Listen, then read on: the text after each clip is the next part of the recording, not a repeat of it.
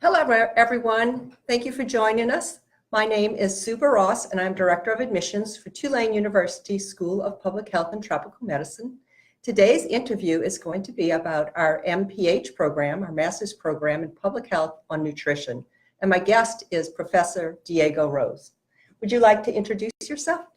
Sure, Sue. I'm Diego Rose, Professor and Director of Nutrition here at Tulane University's School of Public Health and Tropical Medicine. Should I say a few more words about myself?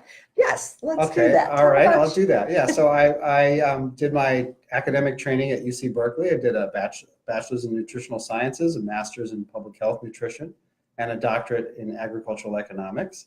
And then I've had a lot of different work experiences. I started off as a nutritionist in a WIC clinic in Central California. Huh. And then I worked with the U.S. Department of Agriculture and the Economic Research Service, doing the research on the impact of the food assistance programs like food stamps and WIC on nutritional outcomes. I also worked in Mozambique and South Africa for almost 5 years. And I've also had experience in Mexico and in Guatemala. Wow, I love hearing that you have international experience. Excellent. Yeah, no, it was really enriching, actually. Well, I understand you're the faculty lead for our nutrition program here at our school. And it's been for quite some time, right? I've been here, yes, since before Hurricane Katrina, which was in 2005. Right. And yes. so it's been almost 15 years now.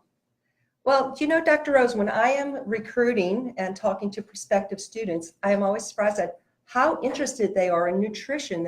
I'm constantly asked about our nutrition program.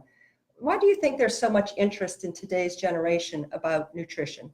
I think nutrition is just an inherently interesting topic. I mean, yeah. You know, you got to eat. And then, you know, if you're interested in the food that you eat, either for just the flavor or the taste, right, or for what it does to your body, then you're automatically interested in nutrition. And I think there's just a lot of folks, young and old, that are interested in the topic. There's a lot going on today with eating, you know, healthful diets. True. And you know, wondering where the food comes from, and you know, food systems that produce our food and what they're doing, environmental impacts of our food. In fact, I do some research on that. So there's all kinds of interesting angles on nutrition, and I think there's just, you know, the other thing about this, we were talking about this earlier. The other thing about this is that it's really interdisciplinary. I mean, you got the biological sciences. True. Yeah. In which obviously, you know, what it does in your body and all that stuff. But then there's also the culture aspect to it. It's, you know, it's anthropology, it's psychology of eating. There's all these things are connected. Yeah. And so it's behavioral and biological. And so it's a great place to, and then by doing an MPH, you can actually do something about it. It's not just studying it, you're learning about it, but you're also going to take action in the community. Well, food is important to people in New Orleans. Definitely. Well, for sure. Tell us a little bit about your research interest area. Oh, okay. So I started to talk about it. So one of the things I'm interested in, what we've been working on here in New Orleans, is understanding the local food system here. And in particular, I've been working on improving food access, healthy food access to low-income populations in the city. We went through a number of rounds of research on this. We started by mapping the food deserts in New Orleans from before the storm and then after the storm, and sort of monitored how things changed over time. Now what we're doing is we're working with, there's a whole lot of interesting organizations that are doing innovative work about how to make it better, how to get people access to healthy food, and also how to convince them to eat healthfully. And so we're working with those organizations to understand what they're doing and how they're working. That's one line of research. Okay. You want to hear the whole show? Or? I do. I want to know all about it. So there's a couple other areas I work on. One of them is I work on measurement of nutritional status and food security status in international settings. And then the third area I've been working on lately is the connection between our diets and environmental impacts. You know that maybe 30% of the greenhouse gas emissions that humans cause come from the food sector. And so that sort of makes a big question about what are the choices that we make and how does that have a role in that. And so we're looking at it nationally in the U.S. What's the connection between the U.S. diet and environmental impacts? Oh, very interesting. Excellent. Well, we have a nutrition program, master's program. Yes. Let's talk a little bit about Yeah, that. that's the whole point, right? Yeah. Okay, so it's 45 credits. 45 credits, that's the standard line here at School of Public Health. If you're going to get an MPH, it's going to be 45 credits. But then there's also a practicum requirement. Practicum is kind of like an internship, a little mini internship. Right. That's going to be 300 hours. Okay. And that's the basic requirements of the program.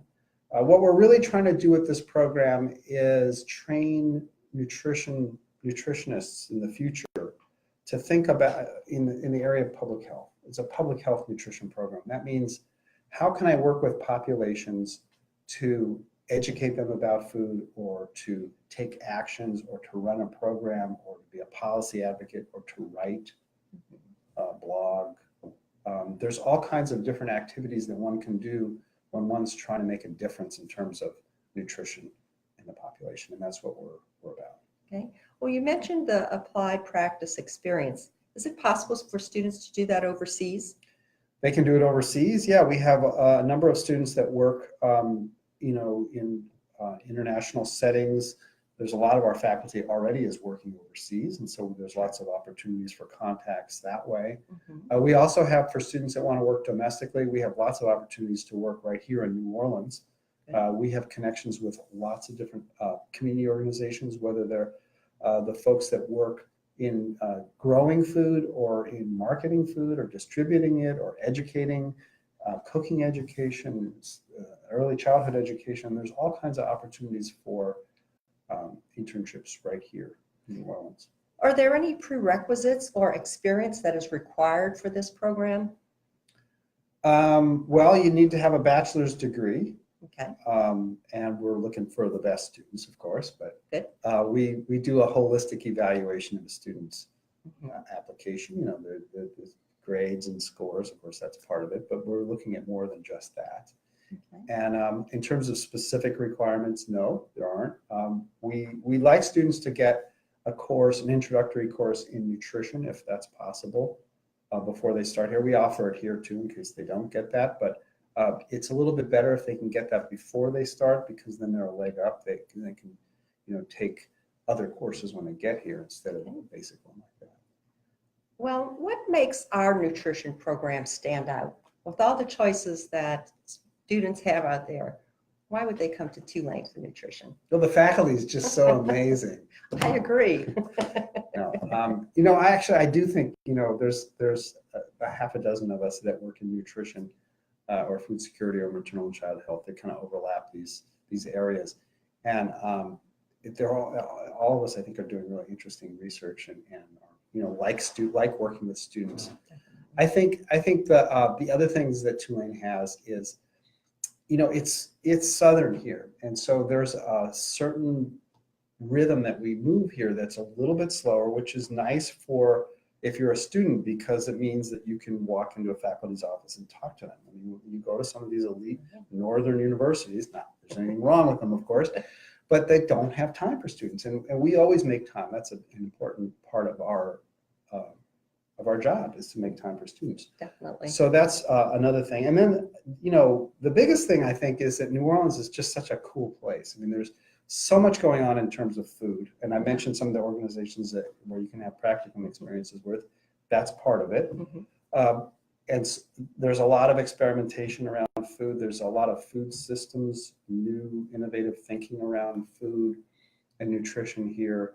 But also the city itself, just culturally, the music is great, the food's great, people are interesting, warm. It is. I think it's just a fun place, and if you want to go someplace different and still be in the U.S., this is the place to go. I think that's excellent. I love hearing about that, and I agree. Okay. Being a native that you are. Yes, I'm a native New Orleanian. It's true.